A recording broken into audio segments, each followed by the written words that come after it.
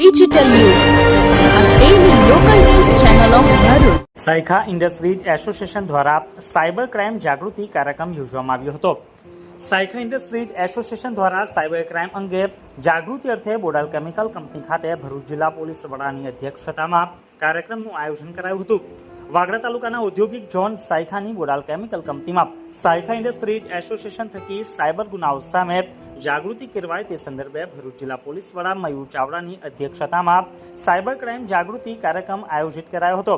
કાર્યક્રમની શરૂઆતમાં ઉપસ્થિત મહેમાનો દ્વારા દીપ પ્રાગટ્ય કરવામાં આવ્યું હતું.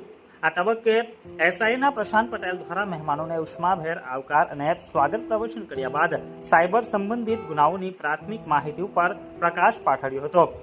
પીઆઈ બાળાએ સાયબર અપરાધ શું છે, તે કેવી રીતે આચરવામાં આવે છે, તેનાથી બચવાના ઉપાયો રાખવાની સાવચેતી બાબતે દિશા નિર્દેશ કર્યો હતો.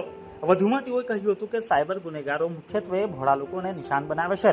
ભરૂચ જિલ્લાના દરેક પોલીસ સ્ટેશનમાં હાલ એક સાયબર એક્સપર્ટની નિમણૂક પણ કરવામાં આવી છે. પીઆઈ એસડી ફુલતડિયાએ સોશિયલ મીડિયા તેમજ નેટ બેન્કિંગ અને ઇન્ટરનેટનો ઉપયોગ કરતા લોકોને રાખવાની સાવધાની બાબતે વિગતો આપી હતી. સાયબર ગુનો બને એટલે તાત્કાલિક નજીકના પોલીસ સ્ટેશનનો સંપર્ક સાધવા પણ વાગરા પોલીસ ઇન્સ્પેક્ટરે ખાસ તાકીદ કરી હતી. તેમણે ન્યૂડ વિડીયો કોલનો શિકાર થયેલા લોકોએ શરમાવ્યા વિના ફરિયાદ કરવા આગળ આવવા પણ આહવાન કર્યું હતું. ભરૂચ સાયબર ક્રાઇમ વિભાગના મલકેશ ગોહિલે જણાવ્યું હતું કે ભરૂચ જિલ્લામાં બનતા સાયબર ક્રાઇમના ગુનાઓ અંગે ઉપસ્થિત લોકોને માહિતગાર કર્યા હતા. સાથે જ તમામ લોકોના ડેટા બજારમાં વેચાયા હોવાની પણ વાત કરી હતી.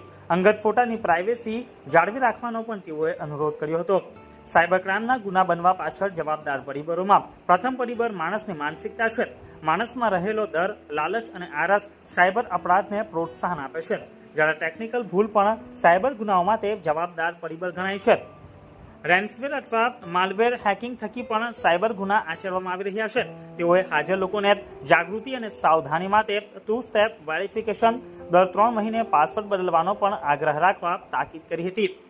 સાયબર ક્રાઇમનો સૌથી વધુ શિકાર ભણેલા ગણેલા લોકો જ બને છે. ડિજિટલ એરેસ્ટનો ફ્રોડ સારા લોકો સાથે બની રહ્યો છે. આર્ટિફિશિયલ ઇન્ટેલિજન્સ સેલ્ફ ફિશિંગ અંગે પણ લોકોને માહિતગાર કરાયા હતા. ભરૂચ જિલ્લા એસપી મયુર ચાવડાએ ટુ વ્હીલર ચલાવતા તમામ લોકોને હેલ્મેટ પહેરવા આહવાન કર્યું હતું. કંપની તેમજ કંપની બહાર કર્મચારીઓ હેલ્મેટ પહેરે એનું કંપનીના સંચાલકો ધ્યાન રાખે તેવી પણ તેઓએ તાકીદ કરી હતી. ઉદ્યોગોને સીએનઆર અંતર્ગત પ્રોપર રીતે કેમિકલ વેસ્ટનો નિકાલ કરવા પણ સૂચના આપી હતી. સાયબર ક્રાઇમ સંદર્ભે લોકોને પડતી તકલીફોના નિવારણ માટે ભરૂચ સાયબર ક્રાઇમ વિભાગ ભોગ બનનારની મદદ માટે તત્પર છે તેમ એસપીએ જણાવ્યું હતું. આ તબક્કે જંબુસર ડિવિઝનના ડીવાયએસપી ચૌધરી, ઇન્ડસ્ટ્રીઝ એસોસિએશનના ઉદ્યોગકારો, કંપની કર્મચારીઓ, પદાધિકારીઓ અને આસપાસના ગામના અગ્રણીઓ, મહિલાઓ તથા નાગરિકો ઉપસ્થિત રહ્યા હતા અને જરૂરી માર્ગદર્શન પ્રાપ્ત કર્યું હતું.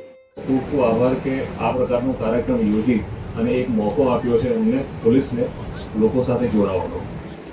પોલીસ જનરલી અલગ અલગ વિષય ઉપર જોડાતી હોય છે લોકો સાથે, અને એ પૈકી એક સેન્સિટિવ વિષય જે એડ્રેસ કરવાનો થતો હતો અને જે આજે અહીંયા મારા સાયબર ક્રાઇમ પોલીસ સ્ટેશનની ટીમે કર્યો છે એ છે cyber crime and its prevention. લાંબી વાત નહીં કરીએ, પણ બેઝિકલી અમે જ્યારે કોઈ બી ક્રાઇમ થતો જોઈએ તો ક્રાઇમ કરવાવાળો એક વ્યક્તિ હોય છે અને ક્રાઇમનો ભોગ બનવાવાળો 1 કે 2 વ્યક્તિ હોય છે. But where it is cyber crime, ત્યારે ક્રાઇમ કરવાવાળો એક છે કે 2 અલગ છે, પણ જ્યારે ભોગ બનનારા છે એક ક્રાઇમના એ અસંખ્ય લોકો હોય છે. દાખલા તરીકે જેના અકાઉન્ટમાંથી પૈસા જાય છે એ વ્યક્તિ, એના પરિવારજનો અથવા